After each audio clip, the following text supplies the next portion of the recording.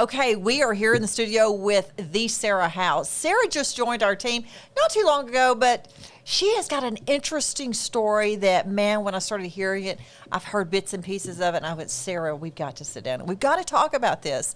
Your story needs to be told so people can relate and understand. So, Sarah, let's start at the beginning. Tell me what put you in the real estate business. Well, I actually wanted to get into real estate even before I moved to Texas when I was in Washington. Okay. I ran my own business. I ran a fitness and MMA gym, and one of my clients at around the age of 40 went into real estate just like I did. But I'd always, and anytime we bought or sold property, I loved it. I was always interested in it. I was never great at taking tests and things like that. And so when I talked to somebody, their response about how hard it was to pass the test and become a real estate agent intimidated me, and I never moved forward. My kids were really young, like not even in preschool yet, so I think there was a lot of things, but I've been very interested. So when my family relocated to Texas in 2022... What brought you to Texas? COVID. Okay. Washington State is crazy. My husband is a chiropractor, and the vaccine mandates were too much for us to handle. We were not going to force our employees at our office to get the vaccine, and we were not going to get vaccinated ourselves. And he went to chiropractic school at Parker Chiropractic in Dallas, and my son was actually born in Austin, and he's 11. So we'd lived here once before, but we wanted to raise our kids around family, so we moved back when the opportunity presented itself. And one day he just came home and said, we need to move. We need to go back to Texas. And property values were really high. They still are there then, but like we were going to make a killing on our house to put us in a position where we could relocate. So he found a job, and we ended up in Sulphur Springs. Sulphur Springs, Texas. What's the population of Sulphur Springs? 15,000. 15,000. Man, talk about culture shock, I bet. Well, we were both raised in small towns, so that was something we were looking for, was a small town. And it just fit. When we went to the interview, we were to Greenville, headed back towards Dallas. And I said, stop the car, turn around. I want to stay the night in Sulphur Springs. I want to look at houses. I loved the square. I loved the uniqueness of the small little town. And I fell in love with it then. And they presented us the best offer, so it all worked out. My goodness, that's wonderful. All right, so I was in a mastermind yesterday with you, sitting next to you, and you started talking about your story. Oh, my goodness, I love the story. So let's talk about a little bit about what you did before you got in real estate. Okay. So I, at a young age, right out of high school, fell in love with fitness. I was always an athlete. In college, they told me you cannot take any more PEs, like you've literally exhausted every form of PE that we can put. You have to do something else. So I found out that you could become a personal trainer. And at this is like 2004. Okay. It was 2004, 2005. Personal trainers weren't really a thing. And so there was, in Seattle, there was a course that you could take that was 6 months in person, not just your regular certification online. So I dove in, I went and did that. And in Seattle, I kind of found fighting and really got into MMA fighting. At the time, I didn't really know there was fighting. I had done some jiu-jitsu, which came so natural to me because I grew up in a wrestling family and was always wrestling and fighting people, my family, my brothers, at parties. You know, I was wild. We had a good time growing up. So siblings growing up, how many siblings did you have? I have a lot of half siblings, but I grew up with an older sister and an older brother in the house with me all the time, and my dad. So it was a scrapping. Y'all just scrapped together. Oh, yeah. Like, my dad would come home and cut the power, and it would be pitch dark, and then you knew, like, it was basically like hide and seek in the dark, but when you found each other, you would, like, wrestle, you know? So that was... How fun. My dad grew up... Manny's just such a big part of my life, even though he's been gone for 25 years. But, I mean, when I was little, we would strap 2 life jackets on and stand up on a cliff and jump into the river, the Columbia River. Oh, wow. And I've been told mind over matter since I was little. You know, it was just very much, he would put us always in a position to succeed, but always also it was about challenging us, doing fun things that were exciting and, never easy or never comfortable. So back to getting a real estate license, you went from being a fighter. Tell me a little bit about that to being a real estate agent. Well, I hadn't fought in a while because of COVID. Basically, 2019 was my last fight. So 2022, I moved down to Texas. But when COVID hit in 2020, it was really hard for a lot of people because all of those events and things were shut down. Training facilities were shut down, all of that. But prior to that, when I was fighting, I was also raising my kids, running my gym. It was never full-time, 100% I could give it to. I had other things going on. I coached other fighters. I trained other fighters. I competed myself. And then really a lot of my classes kind of turned to women's fitness and self-defense and strength training, and that more gravitated towards women, especially during COVID because there wasn't a lot of that engagement. But moved down to Texas, and I told my husband I wanted to get back into fighting when things opened up. And I ran my gym virtually for 1 year before I shut it down, and kind of dove in 100% to being a Texan. And kind of, it took me a while to acclimate because I ran my business. So I essentially still lived in Washington, just from Texas. And I really found that I wasn't meeting people. I wasn't making friends. I wasn't getting out. Everybody that I talked to on the daily was still in Washington. I worked on Washington time. So it was, I really just wasn't acclimating to living in Texas. So I shut that down, and I started training at Fortis MMA, which is in Rockwall. So I was driving to Rockwall, and that was right about the same time that I got my license. I have never met anybody that went from fighting to getting a real estate license. So tell me, what was that like? I mean, this probably sounds crazy, but it's very similar. Like it really, I bet it is. It really is similar. Like you could train for an entire fight, do your train camp, cut your weight, your nutrition, everything that goes into that, the hours, the time, the preparation, the money behind it that you've put in, and you could get to the day of the fight and you don't get to fight. So essentially you don't get your paycheck. I mean, that's exactly the same with real estate. You can take your pictures of the property, you can order your signs, you can schedule your open houses, you can do all of this, and then at the end of the day, last minute, the seller decides they're not going to accept an offer.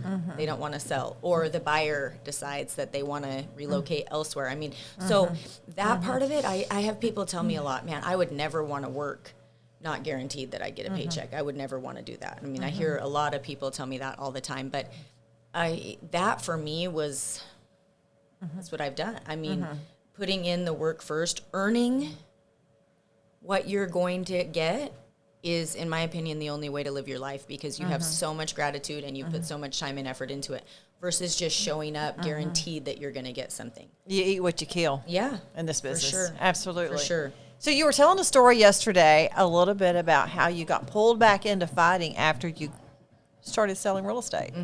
Tell us a little bit about that. My husband in, 2024, he was working at the same chiropractic office that brought us down to Texas, and it was not the same modality that he does now. It's very, adjusting the spine, the joint manipulation, versus now he does soft tissue. But people don't realize that that's really hard on you, on your wrists and your joints, and he was adjusting a big guy, big neck. And my husband went to adjust him, and he tightened up. Oh, my. And literally just blew out my husband's wrist. Oh, no. It's a wrist he's had problems with. Like, he was an athlete and things like that. But it was totally functional prior to that happening. And who he worked for, they didn't really seem to care. It was months, and he had to wear a carpal tunnel brace to protect. I mean, how do you adjust somebody one-handed? I mean, he was really struggling. We finally just came to the decision, like, you have to quit. You have to take care of your wrist. I'm going to start real estate. Everything's going to be fine. Don't worry. It wasn't fine. It ended up being great, fantastic, but it was March. He had his surgery, I think, in May. And I had one closing in June, started in March, went to my office every day. There was nothing to do, no calls on the phone, no instruction, just twiddling your thumbs. And so finally I told my husband, well, I'm going to quit going to the office. I'm going to go to the gym instead and do something. And so I had started training consistently 4 hours a day, 5 days a week, and some Saturdays when I can make it, preparing for a fight. And we got to early September, and my husband got an offer to go back to work for the company he works for now. And they do a 6-week training down in San Antonio. So he got this offer, and he was like, so I'm going to have to leave, and be gone for 6 weeks. I'll try to come home, but it's a 6-hour drive. It's long. I'm not going to be able to come home every weekend. Well, at that point, my coach called me, and he's like, hey, I got you a fight at the end of September, which this is what I'd been preparing for, training for, all of that. And so, and when you take a fight, you got to pay all your medicals that aren't cheap in advance. Your insurance doesn't cover them. They have to be done. There's a lot of, again, time and money and preparation that goes into getting to the fight. My husband's like, I don't want you to do it. I'm not going to be here. I'm not going to be here to support you. It's a lot on your own. You got the kids. The fight was on a Thursday night in Fort Worth. So what's the recovery like when you fight? It depends on how bad you get hurt, or if you do get hurt. Wow. So how many rounds is it? It would have been 3 5-minute rounds. Okay. Would have been. Okay. Would have been 3 5-minute rounds. That's a professional time. Amateurs is 3 3-minute rounds. Okay. And professionals, if it's a title fight, it would be 5 5-minute rounds. Okay. Okay. Yeah. So I'm, debating, man, I've been training for this. I've been putting all this time and effort into this, and he doesn't want me to do it, and I understand. Also, just the logistics of it. I would have had to weigh in on Wednesday night, so I would have had to be in Fort Worth on Wednesday night, which my kids have school on Wednesday, and then my kids have school on Thursday. Am I going to take the kids out of school? Who's going to watch them when I'm getting ready for the fight, when we're there in Fort Worth? That's not a good solution. Am I going to drive back and forth? So money's low. Money's really low. Money's low at this point. You've had one closing. I've had one closing. My and you got a husband. Had 0 paychecks. 0 paycheck. Has had surgery on his wrist. Yeah. March, April, May, June, July, August. 6 months. And no paycheck. And no paychecks. Money that was in savings is very low. My husband has a 1978 Z28 Camaro that he absolutely loves. He's had it since high school. Him and I were arguing over if we're going to have to sell the Camaro. He wants to sell the truck, not the Camaro. Oh, I'm like, the Camaro cannot pull the camper that we're going to be living in if we have to sell this house. So it has to be the Camaro. We're not going to make any money on my car. And so we're going back and forth. So you're trying to figure out what to sell at this point. Oh, big time. Just at our wit's end. And, this fight would make a few $1,000s. Okay, so how much does a fight go to make? Okay. It just depends. So I was going to get $3,000 to fight, which I negotiated on my own behalf for that. And then if you win, you make another $3,000. Okay, so 6,000 if you win. If I win. Yeah. And then sometimes they offer a fight of the night bonus. That could be like another $1,000 or $1,500. God, y'all, what a way to make a living here. It's a gamble, Go get your ass kicked for a or few $1,000. Somebody's ass for a few true. $1,000, which is typically the way it went for me, to be honest. I never talk have been about hurt. tough I've and never grit been, here. Yeah. I mean, you got some grit about you. Back against the wall. Real estate's nothing for you. Yeah. Yeah. I mean, it's tough. It's a learning aspect, and I've cried my share of tears in this business, just feeling like, again, like you don't know what you're doing. So tell me the story about yesterday. You told me the story, the pivotal point of you hit your knees. Yeah. Yeah. So it was that same time I'm contemplating this fight, and I understand my husband doesn't want me to do it, but I also understand that we're not going to have another paycheck. my medical bills for all these tests could be pushed off. We could really use $5,000 to $10,000 to get us through the next month. He left, took the kids. I think they were going to a sports practice, and I was staying home. And I'm not at the house by myself very often. And I just started crying, and I fell to my knees on the floor, head in my hands, head on the ground, and almost just paralyzed. Yeah. Almost with surrender. What am I going to do? Do I do what I know that I can do? I know I can go fight. I know I can go back to that. Or, do I want to listen to my husband? You know what I'm saying? Like, I don't want to do this if I don't have his support. It's not a fact of listening. Like he says, no, you can't. But I know what I understand his reasoning, and I get that. But I feel this tremendous pressure also to be able to do something to provide. And he's going to be gone the next 6 weeks, and I'm not going to have any money. We need to do something. So, and you got babies. I got babies, and yes, and real estate's not cutting it. It's not doing anything. Yeah. It is not doing anything. The phone is not ringing with no guidance, no ideas of what to do. It's a hard part to be in when you're willing to do it. You just don't know what to do.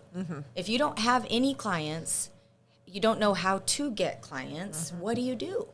You don't. You go train. You go get another job. You go do all of these things that pulls so many capable people from real estate. So I'd had a friend recently tell me a story about how she met her husband. She was coming out of a hard relationship, and she prayed this prayer that she said, God, I just need you to make it so clear that even I can't screw it up. Like, it needs to be dummy proof, like I cannot. And I just prayed that same prayer. Lord, I need clarity here. I need to know what I'm supposed to do. I'm willing to do it. Do I continue with real estate? Do I go back to fighting? How is all of this going to work out? What am I going to do? And I laid there until I think my legs probably went to sleep and I needed to move. So I got up, and I didn't, nothing changed that day. There was nothing, no feelings, still the feelings of despair and desperation, and all of these things were so heavy. I had also lost my grandma that June. And so that it was a very, very hard time for me emotionally anyway, going through a lot. But by the end of September, and this was the end of August, the end of September, I had my first 2 closings. Since my first one. So did you go fight? Third, I did not go fight. You did not go fight, okay. Because this was like on a Thursday that this happened. Over that weekend was when I got those first 2 houses under contract. Wow. So within days of that surrender, I had 2 houses under contract, and I was working those transactions, learning to work through those steps and all of that, and I haven't been back to the gym since. I've been all real estate, all in since. So you had 2 transactions just pop up. And they happened to be on the same street within a few houses of each other. Wow, that was God answered your prayers there. And then what happened? Your first year in real estate, you did how many deals? Well, the rest of 2024. 2024. I did 8 transactions. 8 transactions in 2024. Yeah. Not a full year in real estate, did 8 transactions. Some people would say, it's a pretty good deal. And then your second year, you just finished your second full year in real estate. And I had last year 38 transactions. 38 transactions in 2025, y'all. Whoa. So my goal was 25 transactions in 25. That was my goal. And I did that by the end of the summertime, which was great. And, one thing that I found was a big game changer for me and how I set myself up for success with my goals.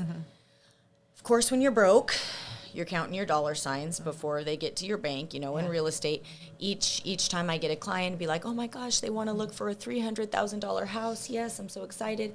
Well, I could tell that I started being more excited about what the cost of that home was going to be versus just that I had the opportunity to help a family get into a home.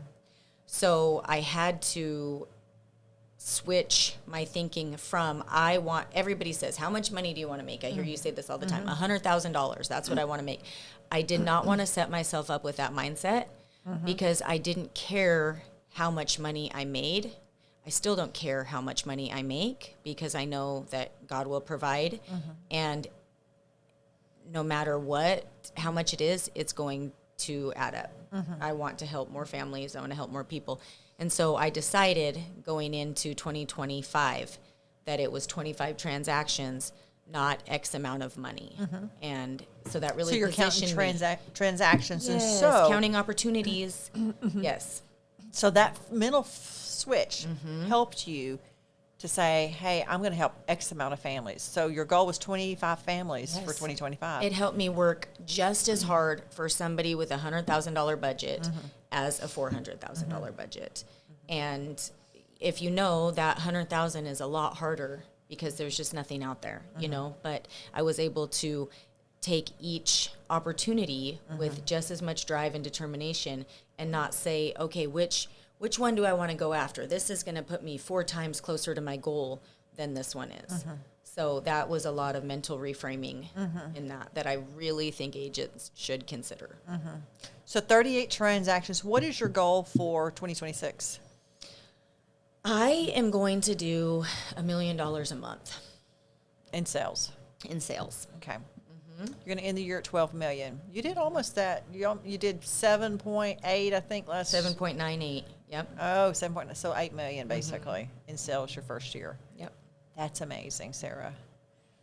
Talk a little bit about the grit that it takes in the real estate business because you're very gritty. And when I started talking to you about your background a little bit, tell us a little bit about you were not raised with a mother. You didn't have a mother, right? No, my mom and my dad were divorced by the time I was born. Okay. And my dad got custody of me when I was about 6 months old. And I have never been around, my mom's never been a part of my life. Okay. She was always in the same community and in the same area. Did your dad remarry or anything? He did. He remarried for a while to a abusive woman who was not a good mother figure. And that lasted about 5 years, from maybe 5 to 10, my age, 5 to 10. Okay. And then the tragic accident happened with your dad at what age? 15. So at 15, you no longer had your dad. Barely 15, I lost my dad. Man, you have seen it then. You've seen some hardship. Yeah. Probably able to regulate your emotions very well. Disconnect, I think, Okay. is what people may call it. Emotional regulation, that's a nicer way to put it. But yeah, it is. I tell my daughter that the majority of my life, I've had pain in my heart that not much feels. And you just learn to live with that. Yeah. So your dad died in a tragic accident. Tell us what happened. Well, it was New Year's Eve. I turned 15 the end of November, and so I was 15 and 1 month old, and he was in Mattawa, the small community that we lived in. We had just moved to the Tri-Cities, where I went to high school and all that. My grandparents lived there.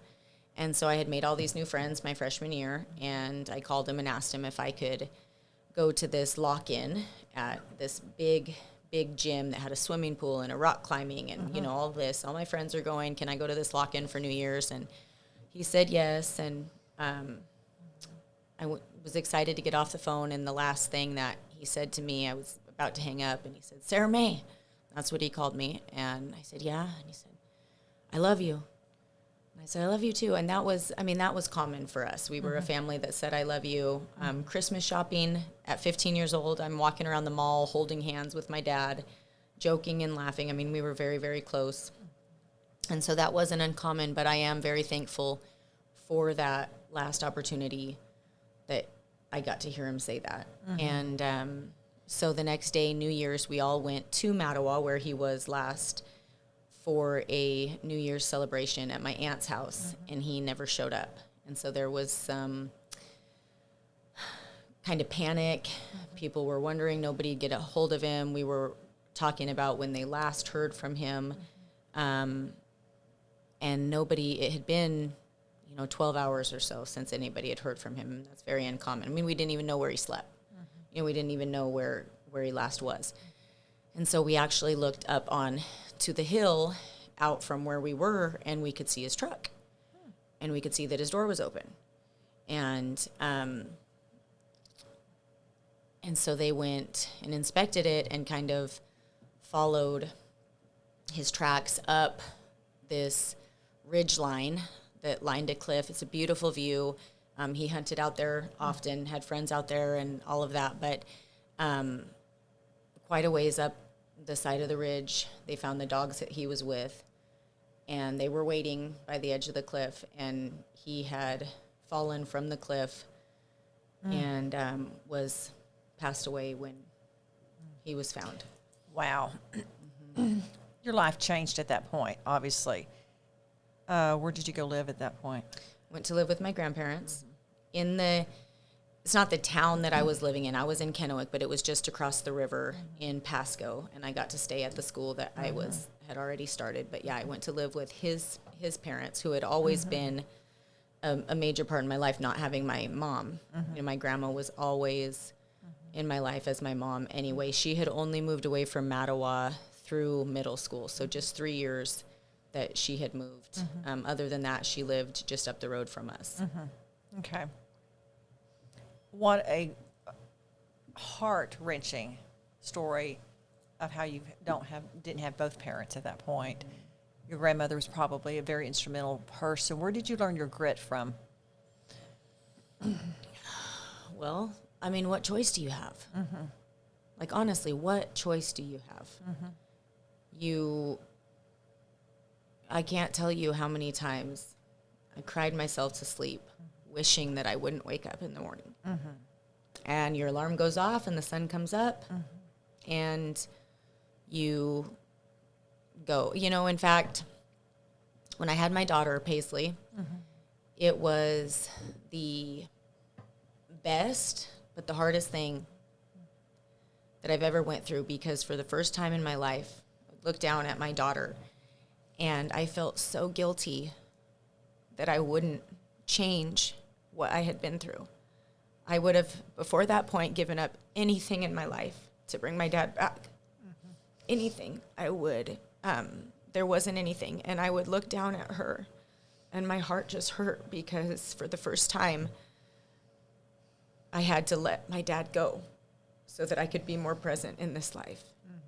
And so that was very life-changing mentally as well. Learning, she very much healed me, healed a big part of me. Amazing, amazing. So you have a couple of non-negotiables in your life, I've heard. When it comes to real estate and your time, obviously you are a top producer, you produce a lot. What are your non-negotiables? I try make a huge effort to position myself to where I'm always available for my kids' games or important school functions. I coach my daughter's volleyball team, her club team. I've coached my son's basketball team in the past. And that doesn't mean that I just have that flexibility. It means I work harder on the other times to make things happen. And the second non-negotiable was? Sundays. Yep. I do not do any showings on Sunday, and I do not miss church for real estate. Nice. I love that. I love that. I love that. I know your husband has got to be proud of you. Oh, he is. He's always proud of me. He's such a good guy. And I'm so proud of him as well. I know a lot of times I think it's hard. I know it had to be so hard from him. He gave up a thriving practice in Washington State to move here, and it was his decision. I mean, he wanted to, but it just hasn't panned out the way that he thought it would, or the way that we planned for it. And then he got injured, and then the surgery and the recovery period, and we both got into. He got back with his company about the same time real estate took off for me.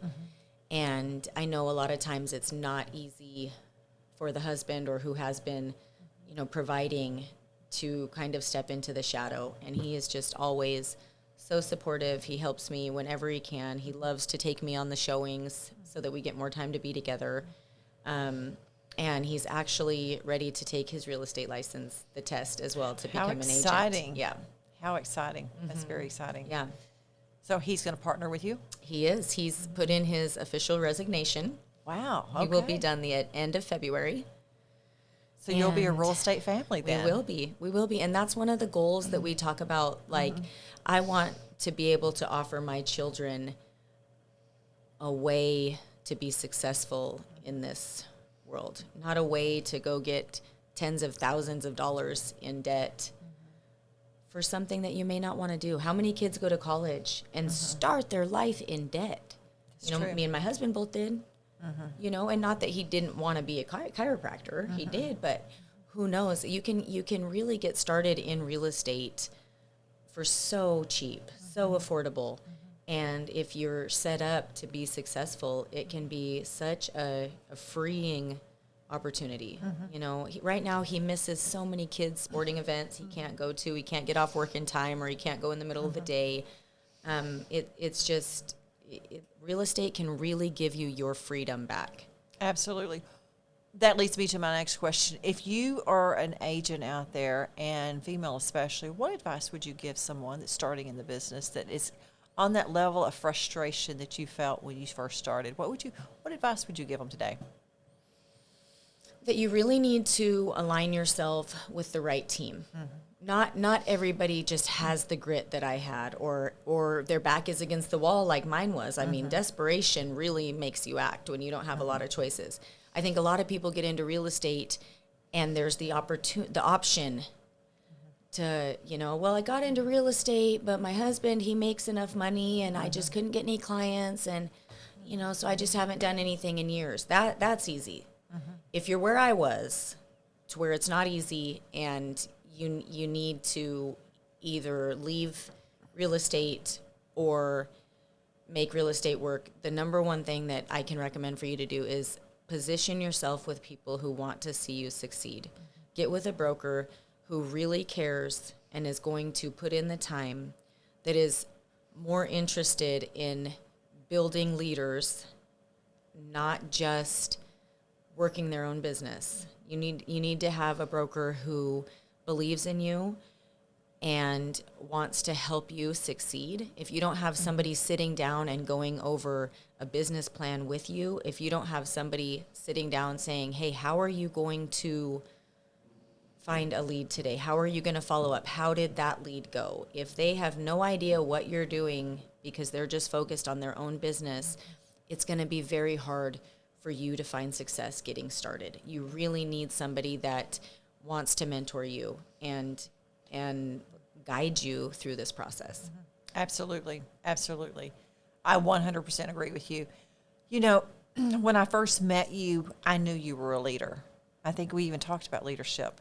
And I know that you're going to grow and you're going to do great things. I know you're growing an office there in Sulphur Springs. You're going to be building a team there. You're going to be showing people how to sell real estate. I know people will follow you because of your leadership, because of your grit and your ability to help people. I am so proud to have you with EXP, and I love having you as one of our partners. And so with that, thank you for being on this show with me.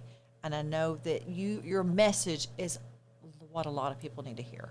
Well, thank you. Thank you for sharing it with us today. Thank you for giving me the opportunity to share it. I haven't ever really shared it before, especially here in Texas. So many people that don't know me like the people that you grew up with. And so it's hard, but it does feel good to kind of tell my story. It's a great story. Great story. Great ending. Yes. Great ending. Yeah, great ending. So thank you.